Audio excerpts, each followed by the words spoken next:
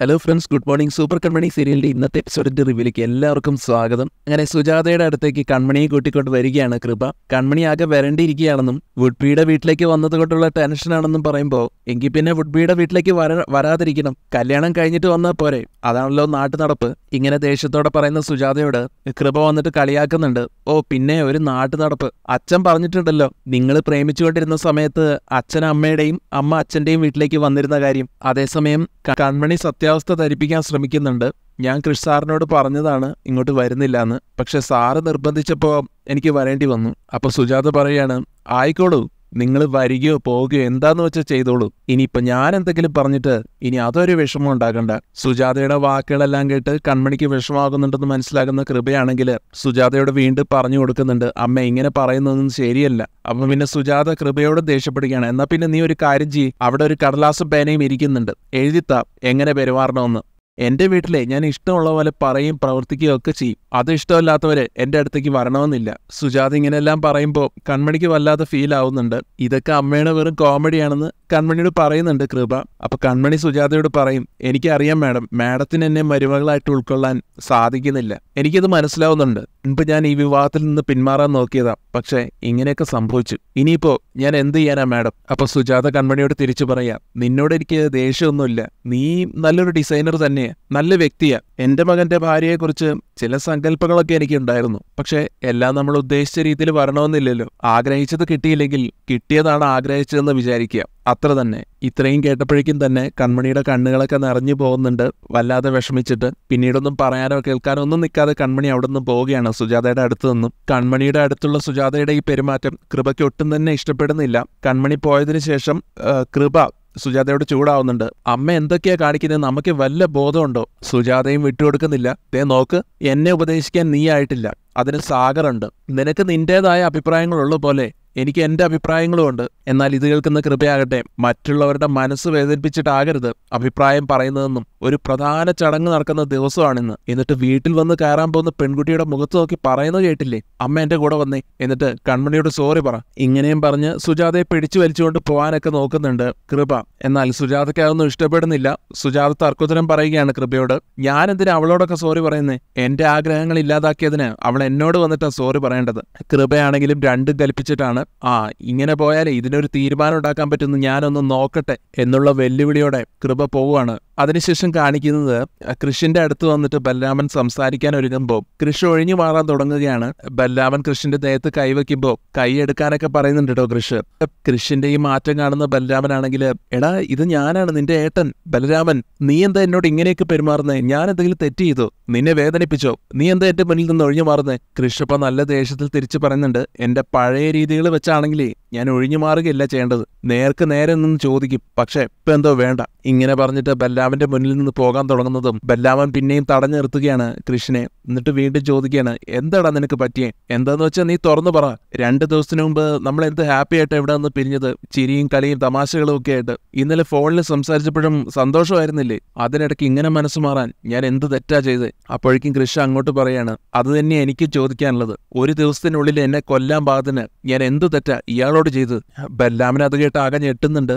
നീ എന്തൊക്കെയാണോ പറയുന്നത്? ഞാൻ നിന്നെ കൊല്ലാൻ നോക്കിയെന്നോ? ബലരാമൻ ഒന്നും അറിയാത്ത പോലെ അഭിനയിക്കുകയാണെന്ന് വിശ്വസിക്കുന്ന കൃഷ്ണ ആണെങ്കിൽ തന്റെ അടുത്ത് ഡ്രാമയൊന്നും വേണ്ടെന്നും ആദ്യം മുതലേ ഞാൻ ഇവിടെയുള്ള എല്ലാവരോടും വാൺ ചെയ്തത് പാമ്പിനാണ് പാല് കൊടുത്തതെന്ന്. പക്ഷെ ഇദ്ദേഹത്തിന്റെ അഭിനയത്തിൽ എല്ലാവരും അങ്ങ് വീണുപോയി. അല്ല, അവരെ കുറ്റം പറഞ്ഞിട്ടും കാര്യമില്ല.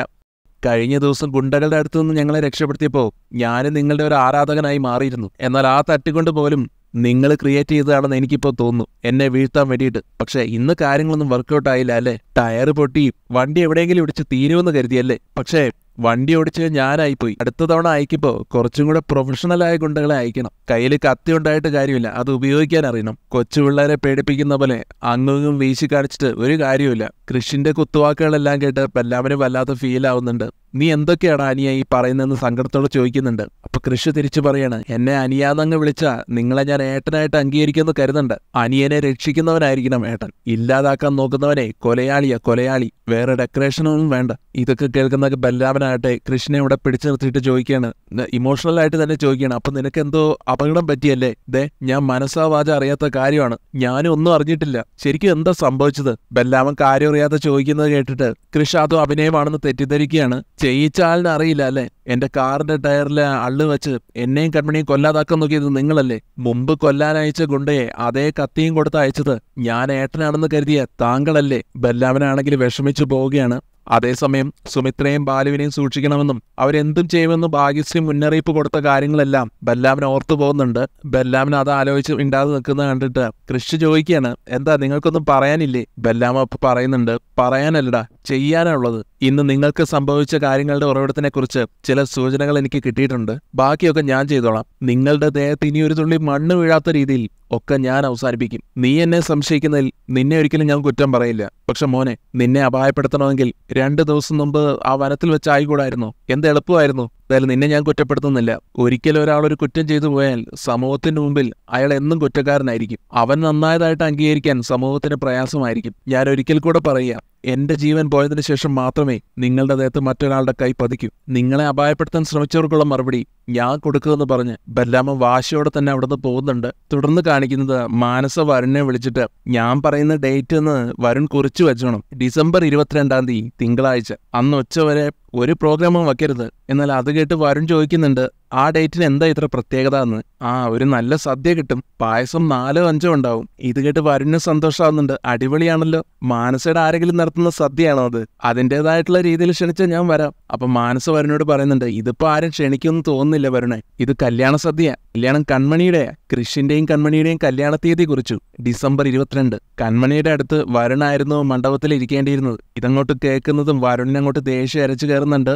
സത്യമാണോ ഞാൻ ഈ കേട്ടതെന്നൊക്കെ ചോദിക്കുന്നുണ്ട്. പിന്നെ അല്ലാതെ അവിടെ ആഘോഷങ്ങൾ ഇപ്പോഴേ തുടങ്ങി. എന്തിനാ വരുണ ഇനി ജീവിച്ചിരിക്കുന്നത്? കൺമണിയെയും കിട്ടിയില്ല, തല്ലും കൊണ്ട് എല്ലൊടിഞ്ഞ അയ്യേ. മാനസയുടെ ഈ പരിഹാസം കൂടെ ആകുമ്പോഴത്തേക്കും വരുൺ രണ്ടും കൽപ്പിച്ച് പറയുന്നുണ്ട്, ഞാൻ തീർക്കും രണ്ടിനെയും, കുടലെടുക്കും. അപ്പൊ മാനസ പിന്നെയും വരുണിനെ കളിയാക്കുകയാണ്, വെറുതെ എന്നെ ചിരിപ്പിക്കല്ലേ വരണേ, കൊല്ലും തിന്നുമെന്നൊക്കെ പറഞ്ഞ് നടക്കാൻ തുടങ്ങിയിട്ട് കുറേ കാലമായില്ലേ, കൊല്ലാൻ പോയിട്ട് തല്ലാൻ പോലും വരുണിനെ കൊണ്ട് പറ്റുന്നില്ല. അതാ പറഞ്ഞത്, കല്യാണ ദിവസം ചെന്നിട്ട് വയറ് നിറച്ച് സദ്യയൊക്കെ കൊണ്ടിട്ട് പോ. അന്നേരം വരുൺ ഒരു സൈക്കോനെ പോലെയൊക്കെ പെരുമാറുകയാണ്. ഇത് എപ്പോഴും പറയുന്ന പോലെയല്ല, ഞാൻ തീർക്കും, എല്ലാത്തിനെ തീർക്കുമെന്ന് വെച്ചാൽ തീർക്കും, കത്തിച്ച് ചാമ്പലാക്കും ഞാൻ. വരുണിന് എല്ലാ പ്രോത്സാഹനവും കൊടുത്തുകൊണ്ട് മനസ്സ് ഉപദേശിക്കുന്നുണ്ട്, തോൽക്കാതിരിക്കാൻ ഇത്തവണ നന്നായിട്ട് ആലോചിച്ച് തന്നെ ഒരു പ്ലാൻ തയ്യാറാക്കാൻ. ഇത്തവണ ഞാൻ ജയിച്ചിരിക്കും എന്നുള്ള വാശിയിൽ തന്നെ വരുണും നിൽക്കുന്നു. വരുണിനെ ഒന്നും കൂടെ ചൂട് പിടിപ്പിക്കാൻ പറ്റിയതോർത്ത് മാനസയ്ക്ക് സന്തോഷം. മാനസ അങ്ങനെ ചിരിച്ചോണ്ട് നിൽക്കുമ്പോൾ ഹേമ വന്നിട്ട് ചോദിക്കുന്നുണ്ട്, നീ എന്താ ഇവിടെ കാണിക്കുന്നേ? ആ വരുണിനെ അങ്ങോട്ട് പറഞ്ഞു വെച്ചിട്ട് എല്ലാം അങ്ങോട്ട് അലങ്കോലപ്പെടുത്താനാണോ? അപ്പൊ മാനസ ചിരിച്ചോണ്ട് പറയാം, അലങ്കോലപ്പെടുത്താനല്ല, ഒരു ഭൂകമ്പം ഉണ്ടാക്കാനാണ് എന്റെ ശ്രമം. ആ വരുൺ ഇനി അവരെ വെറുതെ വിടില്ല, എനിക്ക് ബുദ്ധിമുട്ടേണ്ടിയും വരില്ല.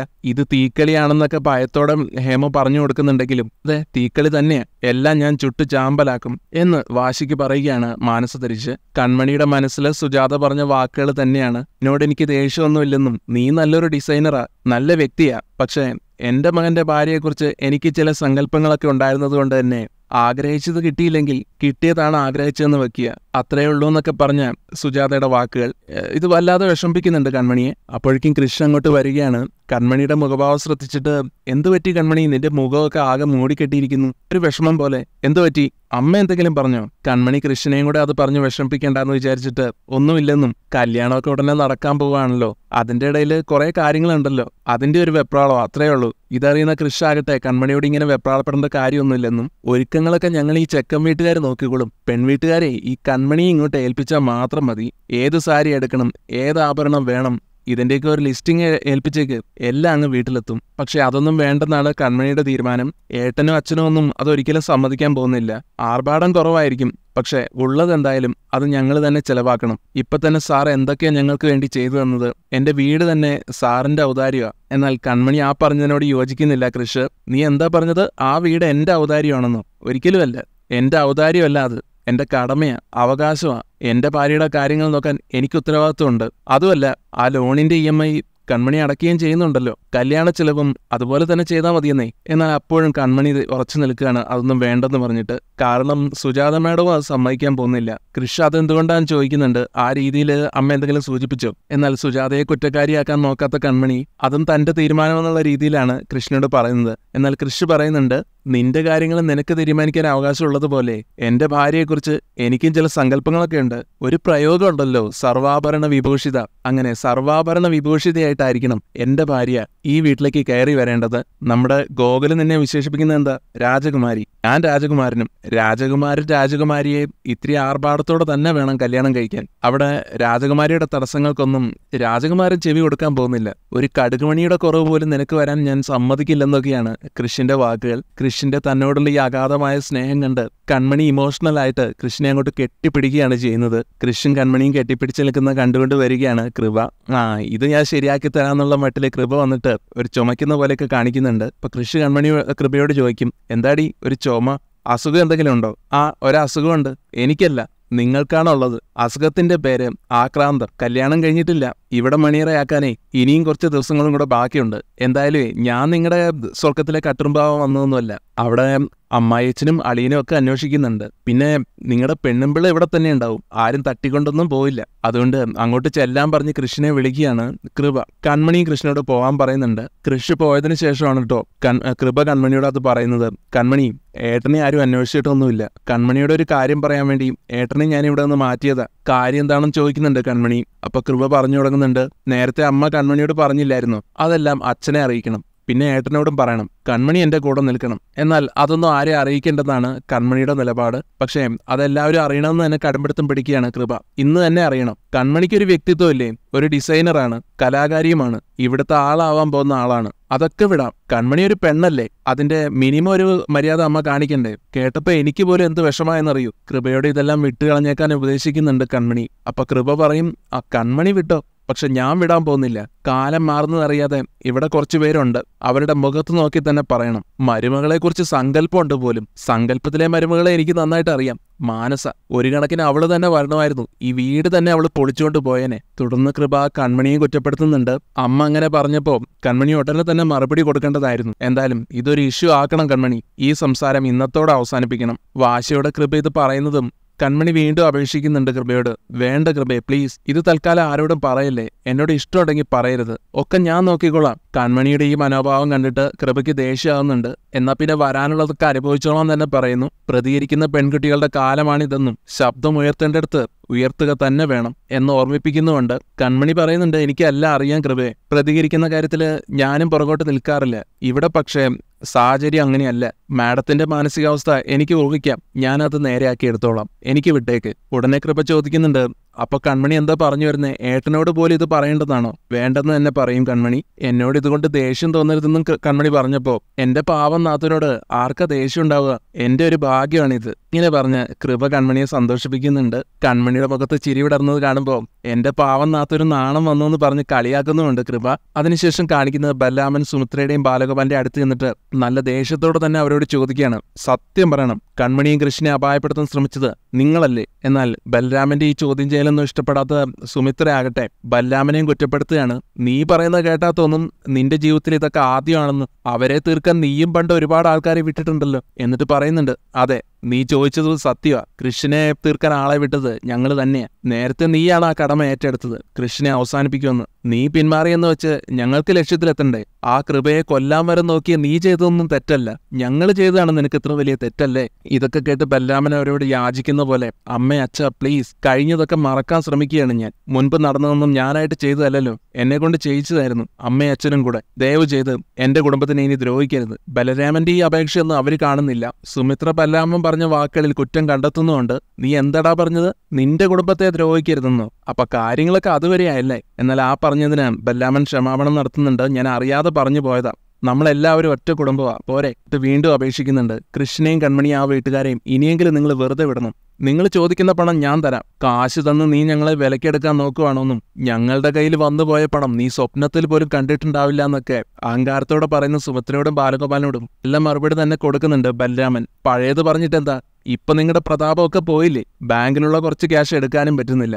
ആഭരണങ്ങൾ ആ ഷൺമുഖം വക്കീൽ കൊണ്ടുപോവുകയും ചെയ്തു. എന്നാൽ പോയതൊക്കെ ഞങ്ങളെ ഇരട്ടിയാക്കി ഇനി ഉണ്ടാക്കുമെന്ന് പറയുന്ന സുമിത്രയോട്, അതായിക്കോ, പക്ഷേ നിരപരാധികളെ ഇനി നിങ്ങൾ വേട്ടയാടരുത്. നിങ്ങൾ ശത്രുക്കളായി കാണുന്ന സാഗറും കുടുംബവും നന്മയുള്ള കുടുംബവും. നിങ്ങളോട് അവിടെ ആർക്കും പ്രതികാരവും ദേഷ്യവും ഒന്നുമില്ല. അതുകൊണ്ട് തന്നെ അവരുടെ പുറകെ ഇനി വരരുത്. എന്നാൽ വന്നാൽ എന്തു ചെയ്യുന്ന ദേഷ്യത്തോടെ ചോദിക്കുന്ന ബാലുവിനോട്, വന്നാൽ അവർക്ക് വേണ്ടി എനിക്കിറങ്ങേണ്ടി വരും. എല്ലാം അവസാനിപ്പിച്ച സമാധാനമുള്ള ഒരു ജീവിതത്തിലാണ് ഞാനിപ്പോൾ. സന്തോഷവും ശാന്തതയും ഒക്കെ ഇപ്പോഴാണ് ഞാൻ അറിയുന്നത്. ബന്ധങ്ങളുടെ ശക്തിയും അടുപ്പവും ഒക്കെ ഇപ്പം ഞാൻ മനസ്സിലാക്കി തുടങ്ങുക. അതൊന്നും നിങ്ങൾ നശിപ്പിക്കരുത്. എന്നെ പഴയ ബലരാമനാക്കരുത്. ഇതെന്റെ ഭീഷണിയല്ല, അപേക്ഷയാണ്. ഞങ്ങൾ എങ്ങനെയെങ്കിലും ജീവിച്ചോട്ടെ. പണത്തിന് വേണ്ടിയാണ് നിങ്ങളിതൊക്കെ ചെയ്യുന്നതെങ്കിൽ നഷ്ടപ്പെട്ടതെല്ലാം തിരിച്ചു പിടിക്കാനുള്ള തുകയുണ്ടെന്ന് പറഞ്ഞ് ബലരാമന് ഒരു ചെക്ക് കൊടുക്കുകയാണ് സുമിത്രയ്ക്ക്. എന്തുദ്ദേശത്തോടെയാണെങ്കിലും എന്നെ മകനായിട്ട് വളർത്തിയവരാണ് നിങ്ങൾ. ഞാൻ അച്ഛ എന്നും അമ്മ എന്നും വിളിച്ചവര്. നമ്മൾ ശത്രുക്കളാകാൻ പാടില്ല. എനിക്കിപ്പോഴും നിങ്ങളോട് സ്നേഹമാണ്. ഇങ്ങനെ പറഞ്ഞു പോകുന്നുണ്ട് ബലരാമൻ.